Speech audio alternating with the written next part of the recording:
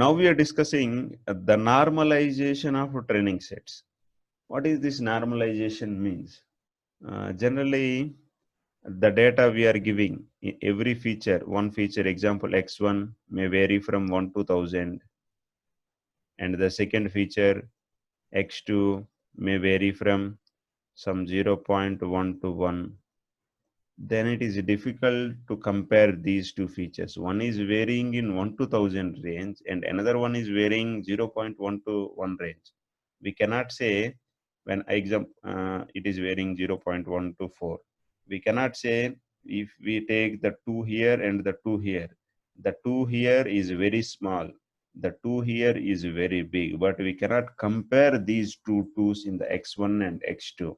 So we should first take the mean for this x1. The mean for this x1 example, it is the mean value is 500. The mean for this example, if we are taking some, I think you know how to calculate the mean. That is 0 to 1000 means 1000 plus 0 by 2. If we want to calculate the mean for 0 to 4, then 0 plus 4 by 2, the mean is 2. And we should subtract every training sample that we are taking. We should subtract the training sample. Example, this is feature x1 and this is feature x2. If we are taking m training samples and we have to subtract every training sample from the mean of that feature. If we are example, I am taking the first training sample value, maybe some a.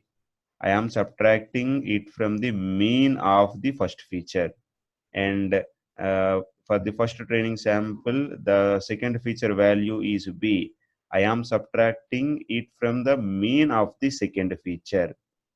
Now, when you are subtracting a particular feature from its mean, because previously this is your data, I am taking only two features x1 and x2.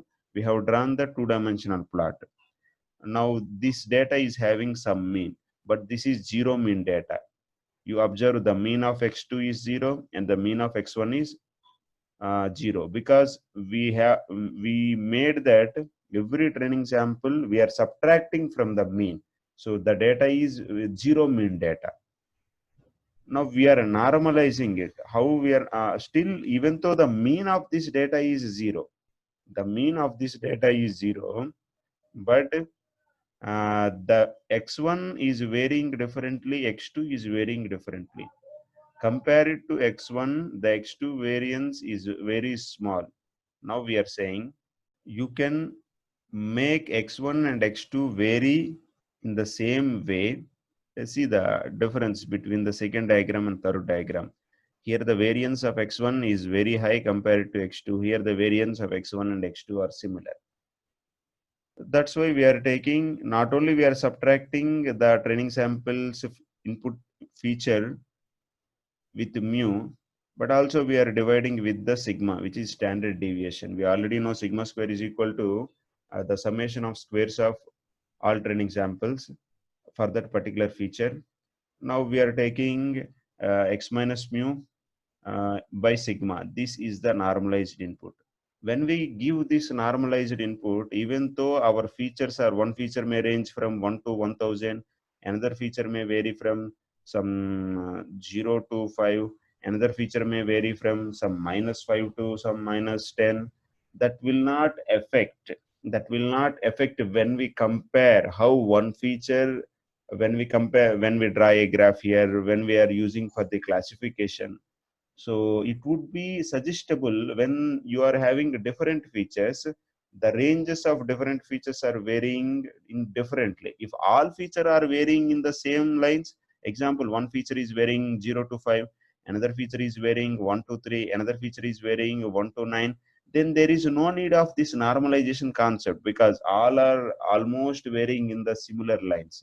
But if the features are not varying in the similar lines, one is varying 1 to 1000 and another one is varying some -50 to -40, then you should consider normalization.